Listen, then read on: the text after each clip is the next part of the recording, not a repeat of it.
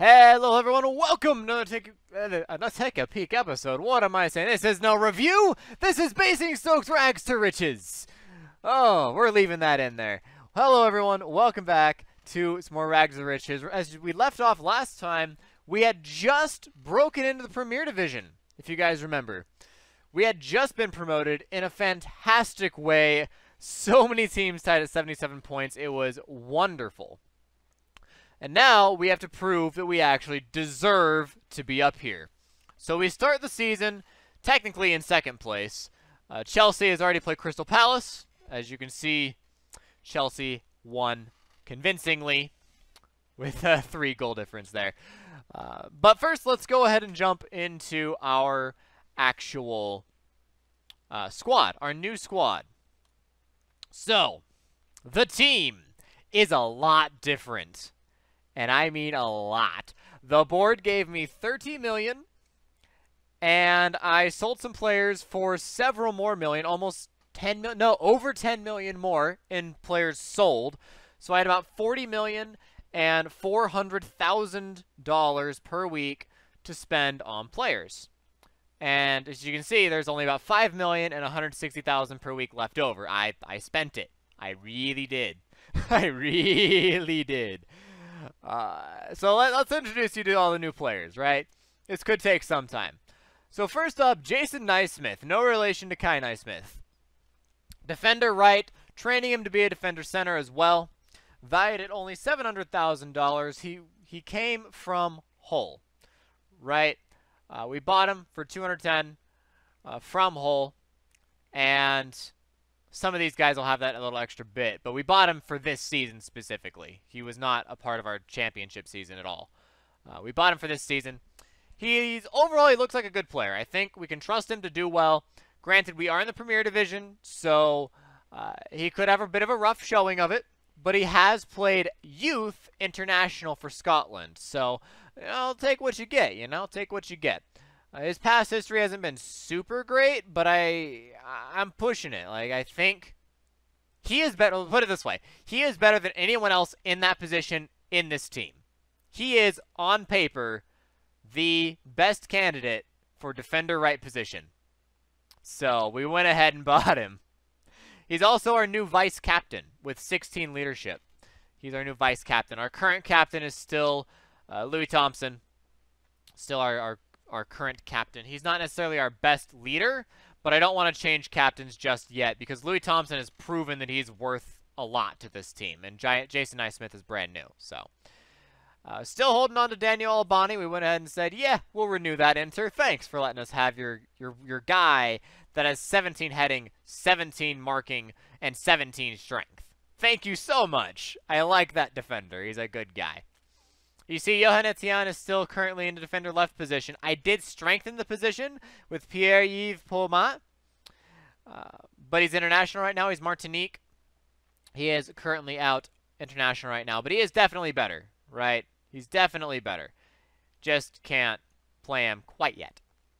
In the midfield, this is where things have changed the most, is our midfield. We have legendary midfielder Joe Allen. Used to play for Liverpool up until very recently. 32-year-old Welsh international at 69 caps. This guy, this guy did not play well for Liverpool in his last 2 years. But, I mean, this guy legitimately is a Premier Division midfielder. He's 32 years old. He's a solid player. And I'm hoping that his skills will transfer from Liverpool over to us. One of the most expensive people that we currently have. Next to him is the most expensive person that we have, Luis Fernando Palicio. 23-year-old kid, 18 caps by Colombia. This guy, we just bought from Real Madrid for about 11 million. He just arrived at the club like yesterday for 11 million. And he's played really well historically. In all the places that he's been in, he's played really well. And I am super excited. We pick, again, 11 million, 10.75 million from Real Madrid. He was far and away the most expensive transfer. And we we really expect him to get a lot better and a lot more expensive in the future. Minimum fee release clause of $54 million, which could easily be met in the future. We'll see how he goes, right? We'll see how he goes, but I'm hoping he will do a good job for us, ultimately. I'm really hoping he'll do a good job. We're working on his speed a little bit. He can get a little bit faster. He's just overall a really good player. Great decision maker.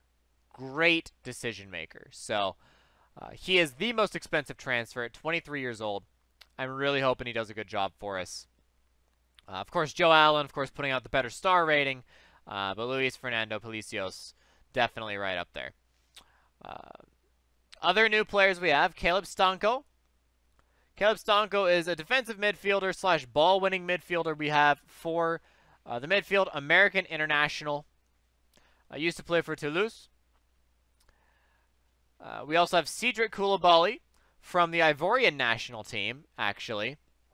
I was impressed with him in international appearances, and at 22 years old, I just wanted to hop on, make sure we got him, and finished off his training. Picked him up from the Turkey Super League there. So, really excited. Hope that he will perform well for us. He'll be appearing in a lot of our matches alongside Louis Thompson and Caleb Stanko. Also, we picked up Gervinho from the Ivorian national team. Now, he's a backup player, and that's what we bought him for. However, I am very happy with just him in general.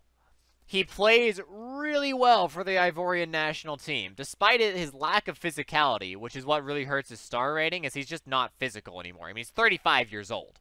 He's not physical. But he used to play for Newcastle in the Premier League. He played for Roma for a really long time. He played for Arsenal. This guy is amazing, honestly. He really is. He's got great stats. All he's missing is his physicality. But if we can get him up there, he's going to do a really good job for us. 19 dribbling. I look forward to seeing how Gervinho performs in the Premier League with that 18 off the ball as well and 16 vision. I look forward to seeing him perform. Devontae Richardson on loan from Liverpool, I believe. Yes, on loan from Liverpool. We brought him in as a 19-year-old rotation striker. Daniel's still going to be our number one, but Devontae will definitely get some action. Daniel has not had a vacation. Daniel has been busy international in the World Cup with Ghana, where he recently picked up his first 2 goals for Ghana, so congratulations to him. Good job, Daniel. Finally getting the recognition he deserves playing internationally. Not a great record, 6-2. 2 for 6, I should say, for a striker, but he's never been the most consistent striker, but he did score a lot. Like, when he scores, he scores. But he's not exactly the most consistent striker. But yes, we have Daniel as our main team. Devontae is our rotation. We'll use these guys pretty much interchangeably, but we'll start with Daniel just because he already knows the tactics. He knows this offense really well. Najib, Coco, and Mbappe know him all really well. So I'm not too concerned about switching this up on the first game, especially given our first match is against Everton. Talk about a baptism of fire. And now, off the bench, we have Zeno Van Hoosen, I believe. 23 years old. We bought him as a backup. We don't pay him all that much, 7.5K per week. Largely just have him in the event that a defender like Piero or Albani gets injured, we can throw him in there, and he does a good job himself. Like, he's not that much of a backup, but he is a backup. So here's hoping that maybe we can give him some game time. Definitely also in the Capital One Cup, he will be starting in the Capital One Cup for sure. Cole De Silva went ahead and came back. He's been a long-time player of the club. He's just usually out on loan, so he's not any different. Again, Pierre, international, Modic, and Dwayne Holmes sitting out. They are backups, or Modic is a backup. Dwayne Holmes is a rotation. Ricky Scott, youth player, trying to get rid of him. Don't think I'll be able to. And then Carvalho out on an injury. Otherwise, he would absolutely be starting in that advanced midfield center position. But no luck. He's out injured, as is Dwayne Holmes. Preseason was rough, but we did okay overall. So let's actually go check on the preseason right now. So I say it was rough. Technically, it wasn't that bad. We lost to West Ham, we lost to Stoke, and we lost to Everton.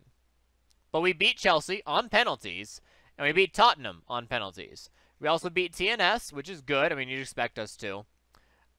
And FC Lorient, beat them as well. Farnborough, of course, always got to have a match every single year against Farnborough. They are our arch enemies, our fierce rivals. So we have to have a match against them every single season. Even though it's not that big of a match, it's not worth that much, it's just because we have to do it, you know? We have to beat our arch rivals. So, given we're a Premier League club now, and they are still a non-league club, I believe. Yeah, Southern Premier. They've made it in the VNR a couple times. They just never stayed up. But we have to beat them every single time. But to start the Premier Division, truly a baptism of fire. Everton Arsenal, 1-2. Like, come on. Really? Everton Arsenal. This is going to be very painful. If we get anything out of these early matches, I will be happy. A draw, I will be happy. Jeez. Our first Capital One Cup match is against Luton, a championship team. Should be able to beat them, no problem. We've got a lot of Premier Division midfielders at this point. And then our final match, Man City and West Brom. So I'm happy our final match, our last match, should be against an easier team. But the match before that is Man City, so take what you can get, you know? Take what you can get. No, but the end of the season does look like it'll be a little bit easier. This little last chunk right in here after Tottenham should be a little bit easier. We'll see what happens. But it should be a nice, easy run. Again, right up in here with Tottenham, Man City. But again, should be a couple easy games in a row. Easier. There are no easy games at this level, but easier. That's what I'm hoping for. So, Everton, first match, it's going to be bad, but they have a lot of people injured. Granted, we have some people injured, but they have a lot of people injured too, so we'll do what we can with them. But aside from that, we've had a pretty solid season overall. Pretty solid preseason, and we picked up a lot of good players. Let's actually go ahead and look at transfer history. So you can see the purchases and the sales here. So there we go. So first of all, the people that were in, we already went through all those people. I don't think I missed anyone. Oh, Logan Grimaldi. We did bring Logan Grimaldi in. Striker, we brought him because I think he could be worth a lot in the future. I feel like he's a solid striker that could really bring something to the team financially in the future, being only 19 years old. That being said, he is playing at Oldham in League One, so as long as he does well at Oldham, we can maybe bring him back and he'll play a game for us or something. We'll see. The outs, a lot more players. So Ollie Bassett, Ollie Lee, and Zheng Chengdong all left the club. Ollie Bassett going to Crewe. Ollie Lee probably going to have to retire, and same with Zheng Chengdong. Probably also going to have to retire. Just not a lot left in these guys in their old age, which is a little sad. Levin went on a free to Portsmouth. And Cito over to Amain on a free as well. Again, Logan Grimaldi on loan. Joe Hallahan and Jake Granger on loan at Harrogate. Vince Bignot on loan to Hibernian. And then Bakken, Charlebois, and Robert Neighbor all at Dover currently. So hopefully they can help keep Dover in the Vanarama National and maybe even make them into a league team. That'd be nice. Ferguson, as we saw, left to Lecce. And Marina De Orsi left on a free to Rende. So, good luck to all of them. Now, for actual sales, Chris Stanton, we sold to Motherwell for $40K. I felt like that was a pretty good deal overall, selling off Chris Stanton like that. Not overly impressed by him. Rodolphe Diallo, $250,000 at 20 years old. I don't see him coming back to haunt us. I don't see this coming back to haunt us at all. Rodolphe Diallo did not get better in the time that we had him. So I'm happy that we sold him for what we did. Boateng, we sold just because we had way too many midfielders. Boateng was technically the worst out of all the midfielders. So we sold him for about $500,000. It is a little sad because he is a solid player. He genuinely is. But we just had too many people in that position. We had way too many. And arguably, we still have too many people in that position. But you do what you do, you know. Andy Reid, as you guys already know, we sold to Newcastle for a fraction of what he was worth. Or the fraction of what he was worth for his transfer fee. So we sold him for like $1 million more than he was worth. And then Probert, we also sold to Liverpool. Liverpool came knocking and they're like, hey, we want Probert and we're willing to pay $8 million for him. You know who else was willing to pay $8 million for him? Everton. Both Everton and Probert wanted to buy, or Everton and Liverpool wanted to buy Probert for $8 million. Like, holy cow, guys. Thank you. Thank you, thank you, thank you. I was a little sad because, of course, we're losing a guy with 18 determination and 13 work rate. But there's no guarantee that he will become anything. He might. He very well might become worth 20 or 30 million in the future. But I used that 8 million to buy new players so we can stay in the division. I'm a little sad, again, that we had to sell him because he was such a hot prospect. But I feel like he will do a lot better at Liverpool. Honestly, I think he'll be happier at Liverpool. He will do a better job at Liverpool because we just don't have the facilities. We really don't. So those are our transfers. Just over 10 million. Look at actually what happened with the board. So we are improving our youth facilities in an attempt to produce more David Proberts in the future. We are trying to make our youth facilities a little bit better. We also improved pretty much everything youth-wise. We improved, so that's definitely a good thing. Our new ground is being built. It'll be done at the end of next year, so we can actually play in the Premier Division.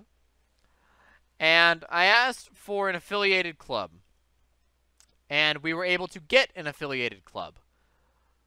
So if we can go ahead and go check that out in some way, shape, or form. Affiliates. Affiliated clubs. So we have Selangor in Malaysia. Now, what I asked for was a club that we could have merchandising set up with to expand our international profile. And what we got was a first option to buy players from Selangor.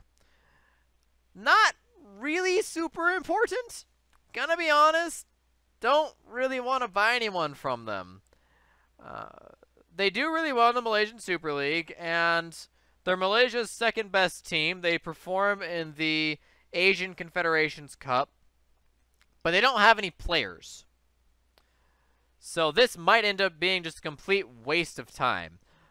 But if it gives us international presence in a place that no one is competing in, such as Malaysia, maybe it'll be useful. I don't know. Maybe it'll be useful. I'm hoping that it will be useful, but there is no guarantee. Only time will tell on that front. Should I say an income as well? Let's see. Revenue. That's TV revenue. Gate receipts. Merchandising. It doesn't expand, apparently. Well, we've gotten some merchandising at least. So, anyways, regardless, that's what happened. Is we got Selangor on our team. So, I believe that is all the news that we have for the team. So let's go and check the World Cup. As you see, we're still head coach of Ivory Coast. So the World Cup. What do you guys think happened? Well, you're wrong. We got second round. We got knocked out in the second round. To England, in fact. And England ended up winning the World Cup, so, I mean, that's fine. We lost to the people who eventually won. But we did a good job in the group. We just could not beat England. We lost in extra time. It was quite sad, honestly. Third place, so second place Uruguay. Third place goes to Ghana, who won on penalties over France. And again, with Ghana, Daniel Aguirre got his couple games in. So, super proud of him. He got his international appearances, but ultimately he did not actually play very much, as this guy did a lot, surprisingly. Actually, get a scout report on this guy. And we do kind of need a new goalkeeper, so maybe scout these guys too. Quentin Brad is not really good enough to play at this level anymore. But anyways, Ghana did a really good job. Daniel was gone. He was busy. He was very tired when he came back. He has not had a vacation.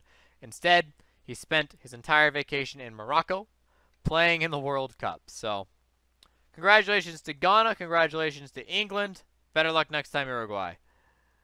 And better luck next time to France as well. So, past winners. And there you go. That's how it all lines up. So, anyways, that is how the World Cup went. It was disappointing to be knocked out in the second round. However, the Ivory Coast board was very happy with the performance of the Ivory Coast team. The only requirement was to be competitive, and we were absolutely competitive. We got out of the group stage into the second round. We beat Sweden, we beat Japan, and lost to Italy. We did a very good job. A little sad overall because we did end up dropping to 13th, and France, unfortunately, is now in second. Just behind England, so that's gotta hurt. But unfortunately, France jumped up 8 positions, and we fell 4. So, we're still up there. We're still 13th. Like, that's not bad. But it would be nice to be a little bit higher. Our points didn't change that much. Just a lot of other people's points did. So, I might not be the head coach for Ivory Coast much longer. I don't know. I kind of want to seek a new challenge. Maybe something in North America.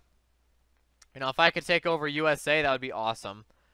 Or Mexico. Mexico would be so good. Oh, I would love to take over Mexico. Those players are really good, especially compared to the USA team. Maybe win the Copa America. Any of that stuff would be good. I could take over maybe Argentina or Brazil or Uruguay. Those would be nice as well, or Chile even. Take on South American competitions. I've kind of done everything I can do here in Africa. So, checking out South America, North America, maybe even Asia, I'd be happy checking out Asia as well. South Korea, Japan, China, maybe. All of those teams would be solid picks to play around with. No guarantees, but I don't think I'll hang around Ivory Coast much longer. I have done what I feel that I can do with the Ivory Coast. I've learned a lot of these players are really solid. I've picked up a lot of these players as well. We'll go and get you on my short list. And a lot of these players they're just getting old. And that's not so much of an issue. Like, I'm not so concerned about the age because there are some young, good players. Players like Cedric Koulibaly. 22 years old, automatically first team. Really solid player. Players like Anisit Koulibaly, 23 years old, first team player. Absolutely. It's not like we're lacking youth. We are to some point. We are absolutely lacking some youth players, but that's not the point. The point is that I'm kind of done with Ivory Coast. So we may see us next time no longer being with Ivory Coast. We may end up going somewhere else. So, but that'll be next time. We'll see. I might stick. Well, let's see. I might stick around for African Nations qualifiers Group E. We've already won. Like, we've already taken care of that, no problem. But I don't know. Again, we'll see. I'll think about it. I'll spend time. I'll think about it. I'll look at what's in the job center. Maybe something will pique my interest.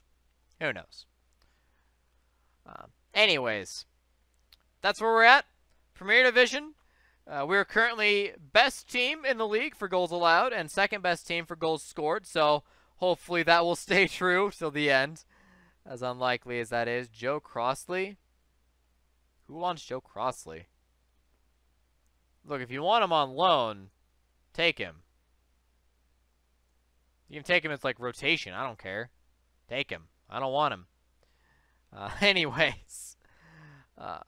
Finances should be okay. We're projected to make a profit of about 80 million. Between 80 and 90 million this year. So here's hoping that we end up making that 80 to 90 million dollar profit and that we reach our personal goal of 17th. 17th personal goal. We are, of course, slated to be 24th. Comfortably 24th, or 20th, not 24th. We're slated to be 20th very comfortably. Like, that's just, it's what's expected. But, you know, we'll see what happens. Place your bets. Maybe we'll pull a Leicester. Anyway. Oh my goodness. Something just like flew into my throat. So I'm just gonna stop here, guys. Thanks for watching. Ugh. Oh my goodness. That's awful. If you liked the video, give it a like, subscribe to the channel, share it with your friends. Best thing to do for the channel. Thank you to Amphit for being a Patreon supporter. And I will see you all next time with another Rags to Riches episode where we'll see where we're at around January with our next Everton match lined up. Around this time. We'll see where we're at around then. So thanks for watching. I'll see you next time. DFTBA.